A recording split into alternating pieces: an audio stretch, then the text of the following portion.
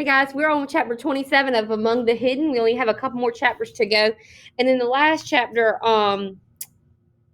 we were learning, let's see where we're at, that Luke went inside the sports family's house and he was there.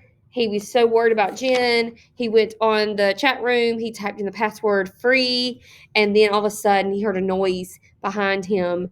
And the person behind him says, "Turn around slowly. I have a gun. Who are you and why are you here?" Dun, dun, dun. So, chapter 27, let's get it. Luke stifled his instinct to run. He turned around as slowly as he could. Guns had been outlawed for everyone but government officials long before he was born. But he recognized the object pointed at him from books and Dad's descriptions. Dad had always talked about hunting rifles and shotguns, big guns to bring down deer or wolves. This gun was smaller, meant to kill humans.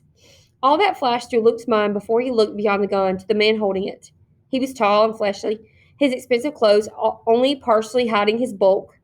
Luke had seen him only from a distance before. "You're Jen's dad," he said. "I didn't ask who I was," the man snapped. "Who are you?" Luke exhaled slowly. "A friend of Jen's," he said cautiously. Only because he was watching very, very closely did he see the man lower the gun by a fraction of an inch. "Please," Luke said. "I just want to know where she is." This time the man clearly relaxed his gun hand. He circled around behind Luke and snapped off the computer. "Jen says you have to park the hard drive before you can do that," Luke said. "How do you know about Jen?" the man asked. He narrowed his eyes. Luke blinked. The man was bargaining. He realized, offering to negotiate. He wanted something from Luke before he would tell Luke anything about Jen. But what? "I'm a third child too," Luke said finally. The man's expression didn't change, but Luke thought he saw a flicker of interest in his eyes. "I'm a neighbor. I found out about her and I started coming over when I could." "How do you know she was here?" the man said. "I saw." Luke didn't want to get her in trouble. "I saw lights when I knew everyone was gone. I guessed. I really wanted there to be another third child for me to meet." "So Jen was careless," the man said, with an edge to his voice that Luke didn't understand. "No," Luke said uncertainly. "I was observant." The man nodded, only to accept Luke's answer. Then he sat down in the chair by the computer desk and rested the gun on his leg. Luke took that as a sign that the conversation might last long enough for him to find out something. "Did Jen teach you how to disable our alarm system?" the man asked. Luke saw no point lying. "Yes, but I must have screwed up since you came."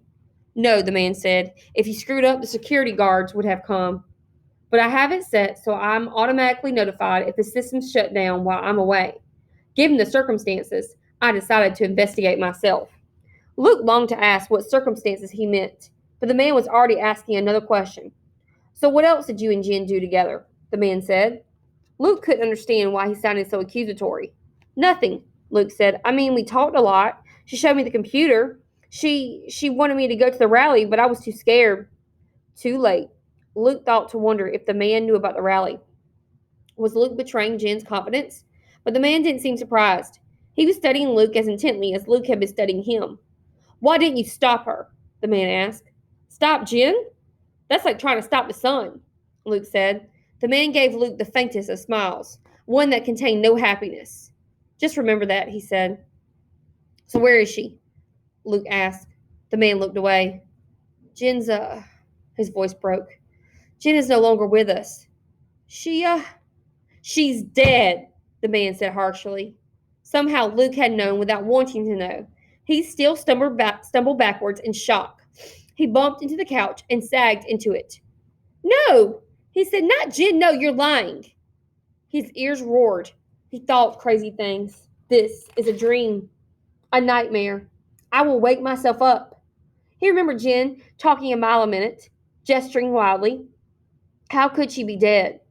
He tried to picture her lying still, not moving. Dead. It was impossible. The man was shaking his head helplessly. "I'd give anything to have her back," he whispered. "But it's true. I saw.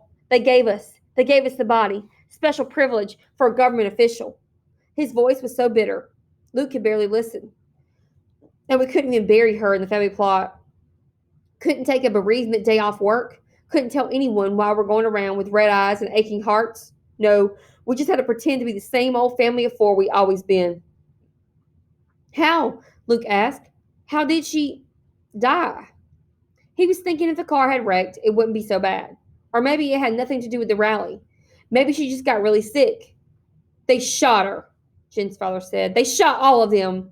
All 40 kids at the rally, gunned down right in front of the president's house. The blood flowed into the rose bushes. But they had the sidewalk scrubbed before the tourists came so nobody would know. Luke started shaking his head no and couldn't stop. But Jen said there'd be too many people to shoot. She said there'd be 1,000.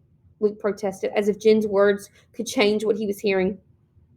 Our Jen had too much faith in the bravery of her fellow hidden, Jen's father said.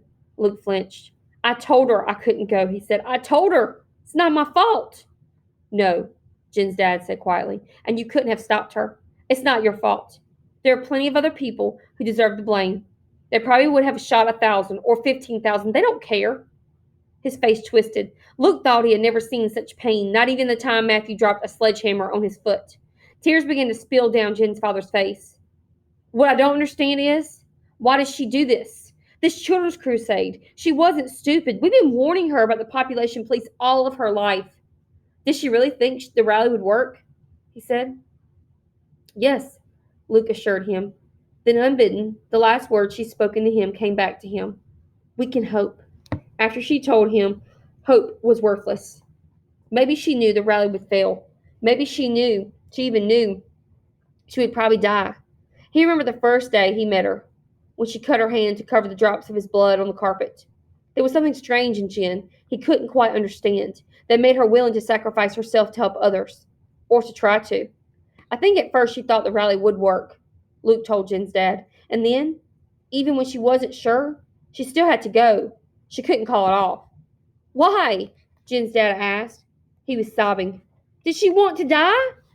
No, Luke said. She wanted to live, not die, not hide, live. The words played over and over again in his brain. Not hide, live, not hide, live. As long as he held on to them, he felt like Jen was there. She just left the room for a minute to get more potato chips, maybe, and soon she'd be back to lecture him again about how they both deserved a better life than hiding. He could believe it was her voice echoing in his ears. But if he let go, let the words stop for a minute, he was lost. He felt like the whole world was spinning away from him, and he was all alone. He wanted to cry out, Jen, come back, as if she could hear him and stop the spinning and come to him. As if from a distance, Luke heard Jen's father heave a sigh and blow his nose in a businesslike way. You may not be ready to hear this, he said, but... Dizzily, Luke raised his head and listened half-heartedly. When you logged into that chat room, Jen's father said, a buzzer went off in a room in Population Police headquarters. They're monitoring the chat room very closely. They found it after the rally. I've managed to cover up things about Jen, but they'll trace your message back to the computer. The Population Police are backlogged right now, following leads from the rally, so I should have a day or two to come up with a plausible-sounding explanation. But if they investigate too carefully, you may be in danger. More than usual? Luke said sarcastically. Jen's dad took the question seriously. Yes, they will begin actively looking for you. They'll search every house around this one. It wouldn't take them long to find you. A chill ran down Luke's spine. So he would die, just like Jen, or not like her. She had gone bravely. He would be caught like a mouse in his hole. But if you let me, Jen's dad continued, I can get you a fake ID. You can be miles away before they come looking. You would do that for me? Luke asked. Why? Because of Jen. But how? I have connections, you see. Jen's dad hesitated. I work for the Population Police.